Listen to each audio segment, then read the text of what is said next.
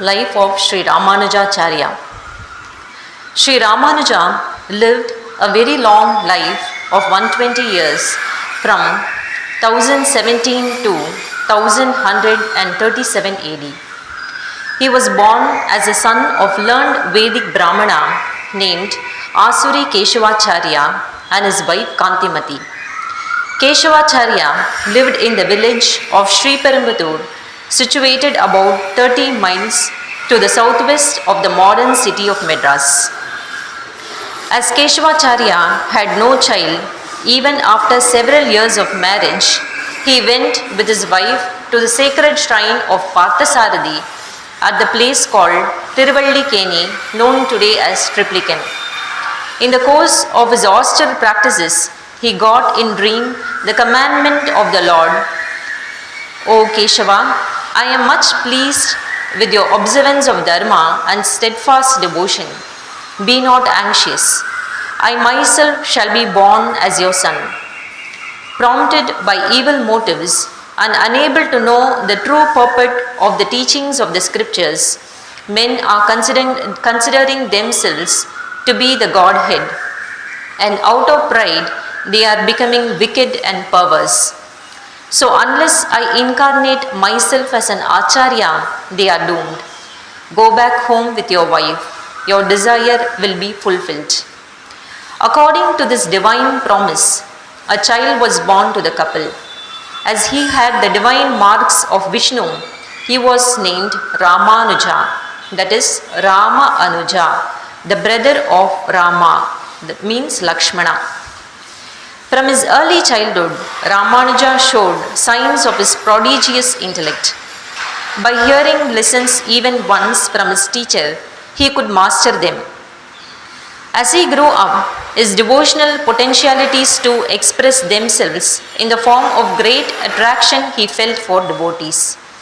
At that time, a great devotee named Kanchipurna used to go every day to Kanchipuram from his house at Pundamalle, a neighboring village, for the worship of the deity Varadaraja at Kanchi.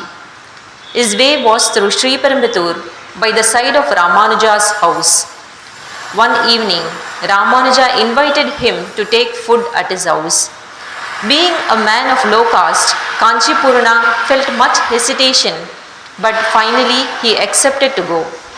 This shows that from his early childhood, Ramanuja had in him the germs of that spiritual liberalism which could overcome all barriers of caste.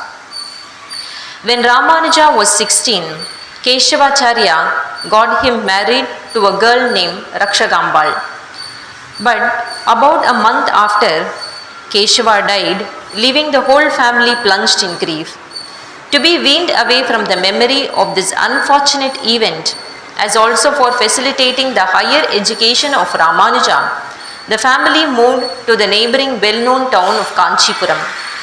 He had already passed through the study of Sanskrit and the Vedas under his learned father and now wanted to study advanced philosophy, especially Vedanta.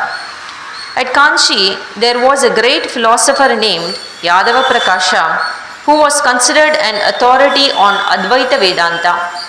Ramanuja went to Yadava Prakasha and observed all the disciplines expected of a disciple. Yadava Prakasha too loved the disciple very much and gave him the first place among those who studied under him. But as time went on, differences in view between the disciple and the teacher began to emerge. Devotion to a personal God was ingrained in Ramanuja, but Yadava did not accept such a supreme being. This difference in outlook gradually began to manifest openly in spite of Ramanuja's strenuous effort to restrain himself. One day, while Yadava was being massaged with oil by Ramanuja, the former gave an interpretation of a passage from Chandogya Upanishad starting with Kapyasam Pundarikam, etc. Yadava strictly followed Shankara's interpretation of the passage, explained it as meaning lotus-like eyes resembling in the color the nates of a monkey. Such a comparison of the eyes of the Lord with a despicable part of an animal was much more than what Ramanuja could tolerate, and hot tears flowing from his eyes began to fall on Yadava's body. Yadava thereupon asked him the cause of his grief. On Ramanuja expressing his bitter grief at the damaging description of the Lord's eyes, Yadava felt considerably annoyed and asked him to give a better explanation. Ramanuja interpreted Kapyasam as resembling a lotus bloomed by the sun. The eyes of that Purusha within the golden solar orb are as lovely as a lotuses bloomed by the rays of the sun. Yadava pretended to admire Ramanuja's skill in interpretation. Another day, Yadava interpreted the Upanishadic passage Satyam Jnanam Anantam Brahma as meaning Brahman is truth, is knowledge and is infinity. Ramanuja objected to it and said that the passage means that Brahman is endowed with the qualities of truth, knowledge and infinitude. These qualities are his, but not he, just as my body is mine and not I am the body. Such differences with deep philosophical implications gradually convinced Yadava that Ramanuja would become a full-blown dualist in course of time and a deadly opponent of Advaita. Allowed to flourish, he would found a rival school. So he came to a conclusion that the best way to avoid such dangers was to do away with Ramanuja. He took his other disciples into his special confidence and formed a conspiracy. It was decided to go on a pilgrimage to the holy Ganges for a bath. Ramanuja also was to be persuaded to be in the party. At a convenient place on the way, they should murder him. The sin of this they would wash off by bath in the holy Ganges. With this devilish purpose, the party started. After some days' travel, they reached at the foot of the Vindhyas. The plan was to murder Ramanuja somewhere there. But Ramanuja got previous information of this at the nick of time through Govinda, a close relative and a co-disciple included in the party, and was able to make his escape. He travelled fast through the deep forest until, towards evening, he was forced to sit down under a tree out of exhaustion. Soon, a hunter couple came near him, saying that they were going south to Rameshwaram on pilgrimage. They took him to a convenient place for rest at night and promised to take him at dawn to a nearby well for washing and drinking water. Next morning, they did accordingly. Ramanuja went down the well by its well-laid steps and himself drank its sweet and cool water and brought up some quantities of it for the hunter couple. But to his utter surprise, they had disappeared, and in the place of the forest, Ramanuja found roundabout temple towers and a cluster of houses. Not knowing where he was, he asked a passerby about the identity of the place and was surprised beyond measure to be told that it was Kanchipuram, the city of his residence. Ramanuja now felt as if he was awakened from a sleep and recognized that the place was really Kanchipuram, so familiar to him. The next moment, he remembered the Fowler couple and understood that they were Lakshmi Narayana and was overwhelmed with emotions thinking of the limitless grace. When Yadava Prakasha and party returned after some months, he joined again his Gurukula and carried on his studies and the service of his teacher assiduously. Yadava Prakasha was at first frightened on seeing Ramanuja, and he was under the idea that he must have died after his disappearance.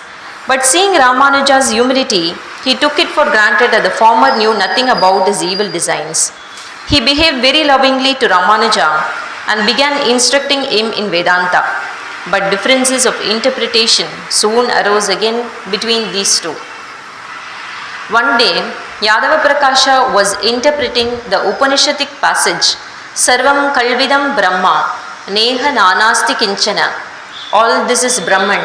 There is no diversity here whatever. Ramanuja differed from him and said, this universe is born in, sustained by, and dissolves in Brahman.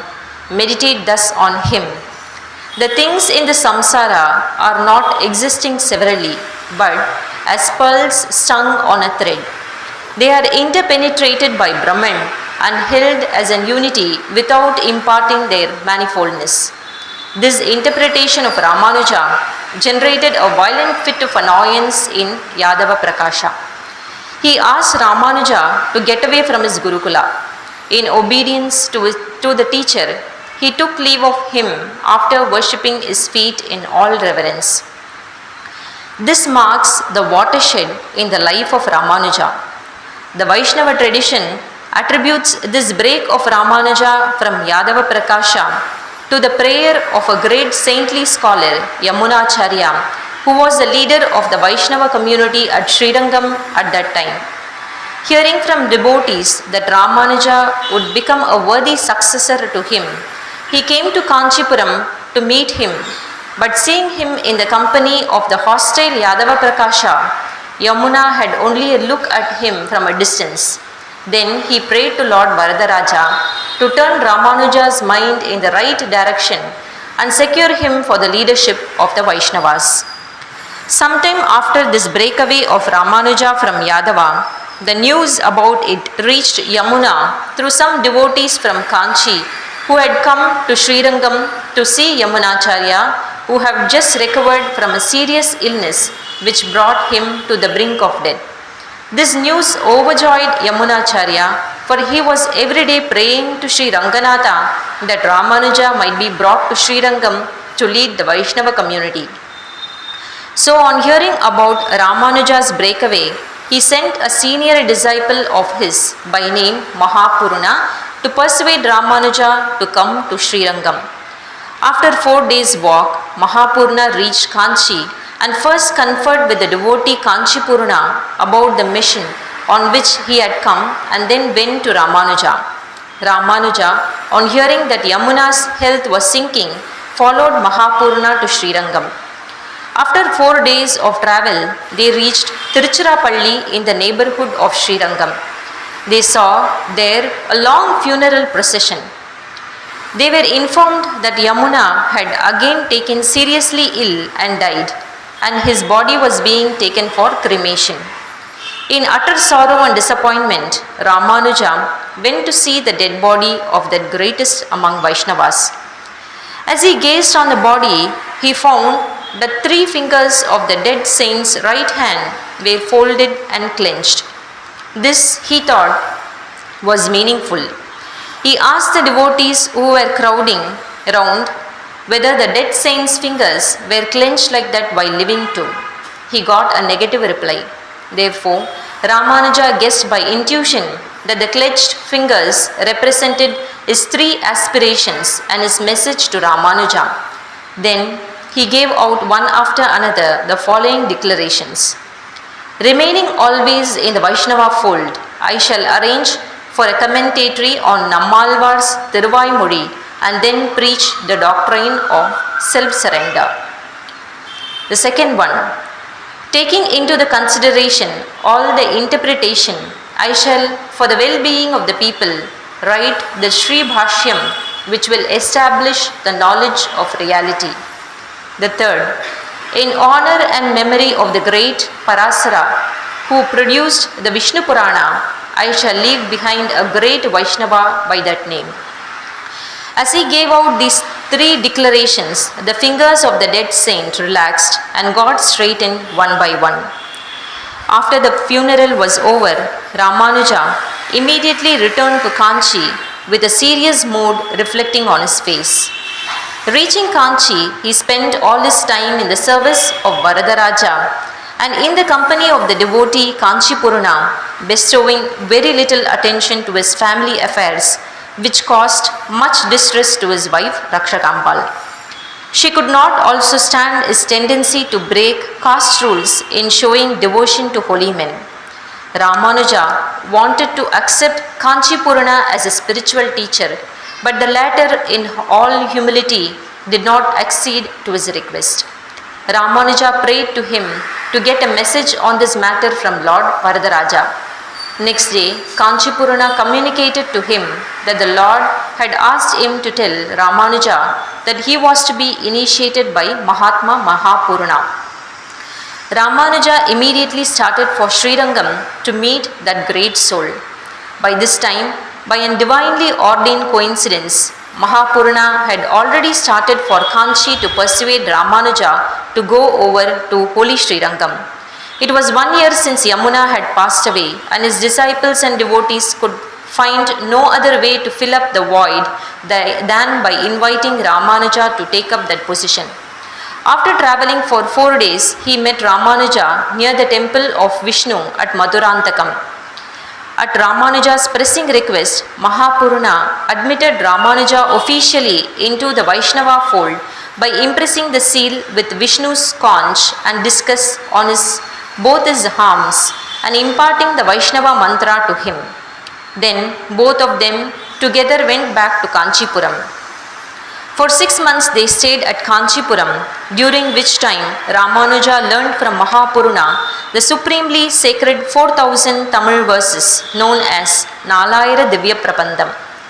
But they had to part abruptly under a strange circumstance. Ramanuja's wife Rakshakampal, whose mentality was caste-ridden to the core, insulted Mahapurana's wife in a strong language for spilling some drops of water from her water pot into Rakshakampal's. Not only that, she cursed even Ramanuja, saying, "Having fallen into the hands of this husband of mine, I have lost my caste and all." This incident, when it reached Mahapurana's ears, led to his immediate departure to Srirangam without even informing Ramanuja. Completely upset by the insult and humiliation of his guru's wife by Rakshakampal, Ramanuja resolved to live no longer as a householder with her. Adopting a stratagem, he informed Rakshakampal that her father required her service at the impending marriage of her younger sister, and the lady went away to her father's home in all glee. Ramanuja took this opportunity to perform the rites for entering the holy order of sannyasins with Lord Varadaraja as his guru. Through Kanchipurana, the Lord gave him the name Yatiraja. After this event, Ramanuja lived in Kanchipuram for some time as the head of a monastery. Many disciples gathered round him, and Ramanuja began to give them a series of talks on Vedanta and Vaishnavism. Among them was one young man with vast scriptural learning called Kuresa, who was to play an important part in Ramanuja's life later. But the most important, remarkable conversion was that of Yadava Prakasha himself. Yadava went to his erstwhile disciple and in turn accepted discipleship under him. He was given the new name Govindajir. When the news of Ramanuja's adoption of sannyasa reached the ears of the Vaishnava devotees at Srirangam, they were overjoyed, for they felt that the opportune time to get him to Srirangam had come. Commanded by Sri Ranganatha himself, they now sent Mahapurana again on this mission. At Kanchi, Mahapurana earnestly prayed to Lord Varadaraja to release Ramanuja from his service. The Lord, granting his prayer, prompted Ramanuja from within to accompany him to Srirangam. Reaching Srirangam, Mahapurana advised him to go to Goshtipurna, the most preeminent of the Vaishnavas of those times, to be initiated into the Vaishnava mantra with its full import. Ramanuja did so, but that teacher asked him to come on another day. In this way, perhaps as a test of his earnestness, he put off Ramanuja 18 times. At last, commanded by the Lord, he imparted the mantra to Ramanuja with the special instruction that he should never impart it to others. Strangely enough, the first act of Ramanuja on leaving the ashrama of his guru was to get upon the Gopuram of the wayside temple, called together all the neighboring people, and in his loud voice declared to them the sacred mantra for repetition with him. News about this soon reached Goshtipurna. When Ramanuja next went to salute him, Goshtipurna denounced him with fire flaming from his eyes. Clasping his guru's feet in utter humility, Ramanuja submitted that it would be a blessing if such vast number of people were to be saved through is being consigned to hell.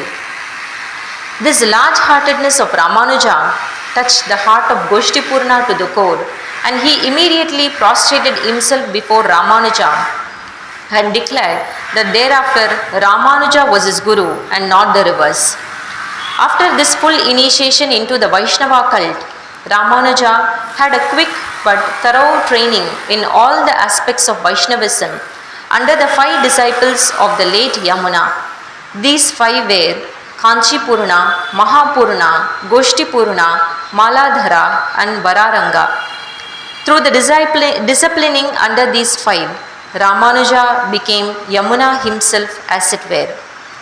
Ramanuja thereupon took charge of the great temple of Ranganatha, inspected everything including the treasury, dismissed some of the office bearers and appointed new ones, and thus made a thorough reorganization of the management of the temple. The migration of Ramanuja to Srirangam is a landmark in his life. Ramanuja spent at Srirangam the major part of the rest of his long lifespan. His monastery at Srirangam came to be inhabited by 74 disciples, all of them learned, all renouncing and devout. Ramanuja now felt that he had to a large extent fulfilled his first promise to Yamunacharya. He had yet to fulfill the second, that is to write the Sri Bhashya. He felt it necessary to get Bodhayana Vritti for this work. He came to know that it was available at Sarada Peeth in Kashmir, and so started a long journey to that place along with his disciple Kuresa. He reached the place after a journey of 3 months. The great Pandits of Sarada Peeth received him cordially. But when he asked for permission to look into the Bodhayana Vritti, they gave the reply that the book had been worm-eaten and thus lost. Much disconsolate on being so informed, Ramanuja was lying dejected when Goddess Sarada, the presiding deity herself, appeared before him and handing over the vritti to him, asked him to go away immediately.